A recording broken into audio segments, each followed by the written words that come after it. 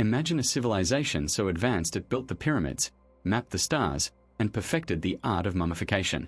Now imagine that same civilization throwing parties that would make a modern music festival look tame. Parties where getting lost in a divine haze wasn't just accepted, it was expected. This is the ancient Egypt you never learned about in school. A world where pharaohs sipped wine infused with sacred flowers to speak with gods, where temple priests filled the air with smoke that blurred the line between meditation and euphoria, and where an entire annual festival was dedicated to drinking until you collapsed, all in the name of religion.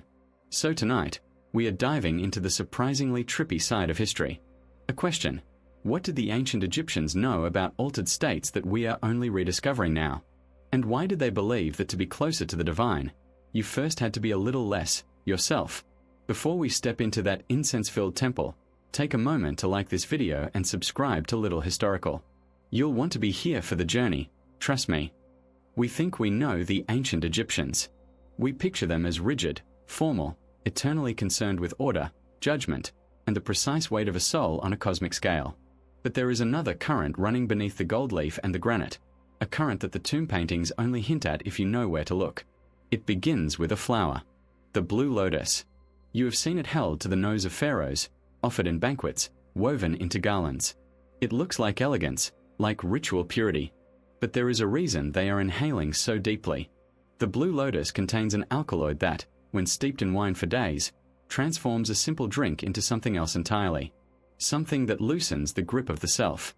Something that makes the boundaries between skin and air, between human and divine, feel suddenly soft. Imagine a warm evening on the Nile, torches flickering, the low pulse of a drum, and you are handed a chalice of wine infused with petals that have been soaking in the sun. You drink. At first, it is merely pleasant, a warmth behind the eyes.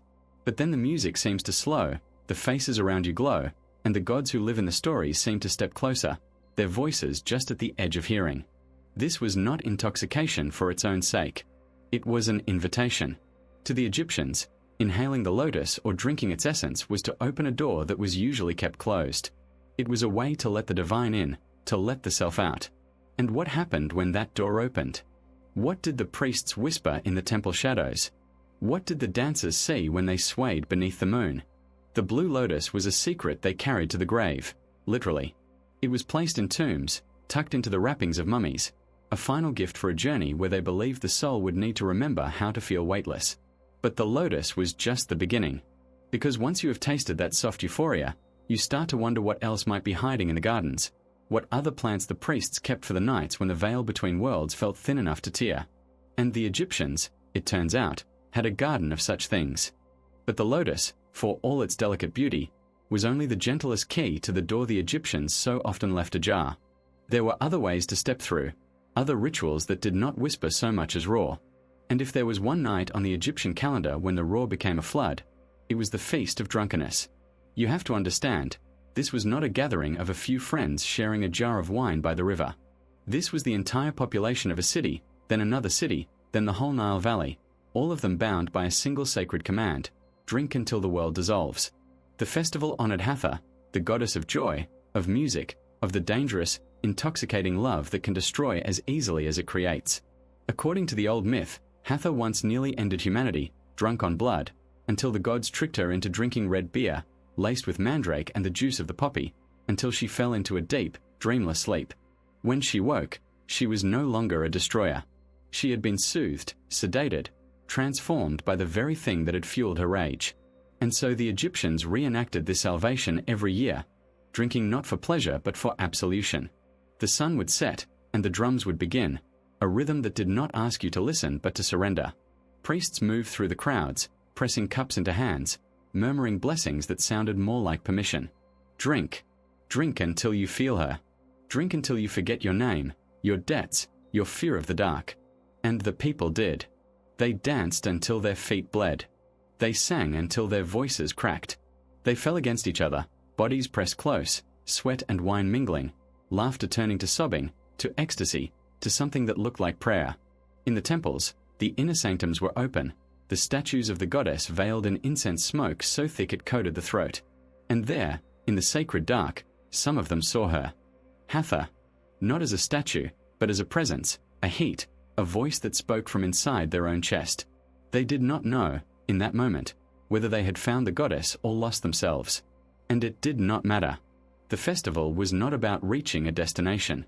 It was about the journey through the doors that only open when you are no longer in control. By morning, they would wake in the streets, in the courtyards, in the arms of strangers, with headaches and fragmented memories and a lingering sense that something had shifted. They would return to their fields, their workshops, their quiet homes, carrying with them a secret. For one night, they had touched something that could not be named. And they knew, with a certainty that required no proof, that next year, they would do it all again. Because once you have tasted that kind of forgetting, the kind that feels like reunion, the ordinary world seems thinner somehow, waiting for the next crack to appear.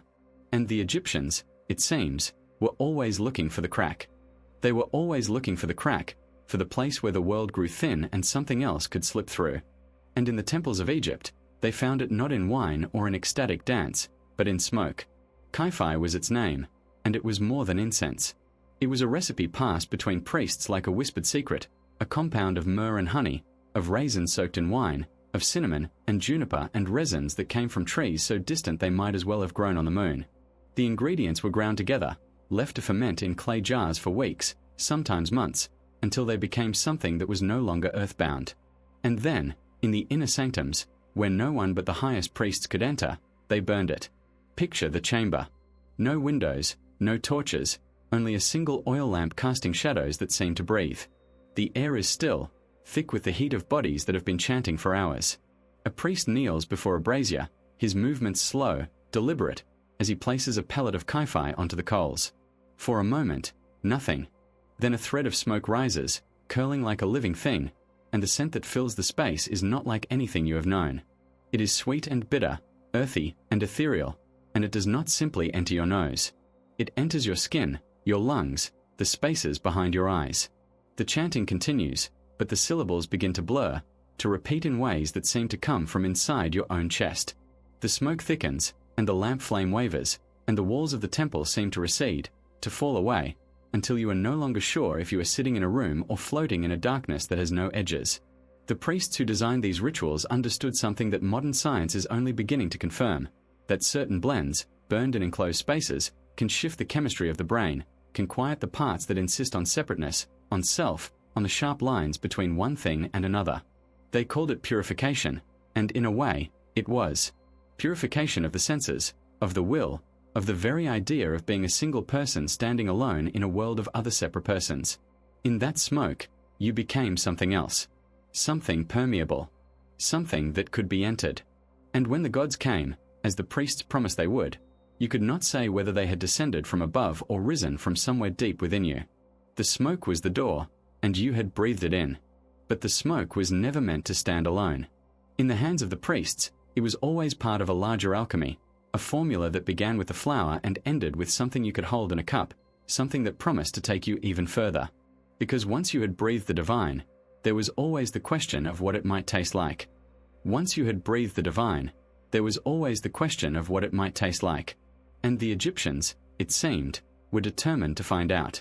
They poured their knowledge into wine, not the thin, everyday wine of Laboris, but the deep red wine reserved for the inner chambers, the wine that came from grapes grown on sacred land and pressed by hands that had been purified.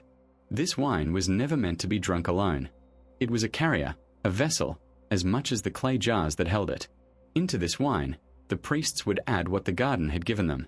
A few dried petals of the blue lotus, yes, for the softening of the edges, but also mandrake root, cut into slivers so thin they dissolved on the tongue, carrying with them a warmth that began in the belly and spread outward like slow honey. Sometimes poppy tears, scraped from the pods that came across the sea from lands where the goddess had other names. And other things the papyri mention only in passing, ingredients whose names have been erased or translated into words like spice and resin that tell us nothing and everything. The wine would be sealed in amphorae and left in the dark of the temple storerooms, where the fermentation continued, where the ingredients married in ways that no one outside the priesthood fully understood. When the jar was finally opened, on a night marked by a particular moon, for a ritual that required particular states of mind, the wine had become something else.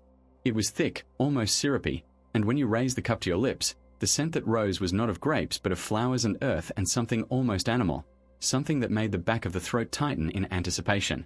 The priests who served it watched. They knew the proportions, the secrets of who could drink how much and when.